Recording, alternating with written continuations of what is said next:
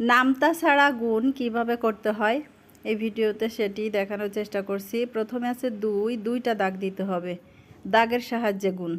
মাঝখানে আছে 5, 5টা দাগ দিতে হবে, তারপর 2, 2টা দাগ, এই গুণ 4, 4 হচ্ছে গুণক।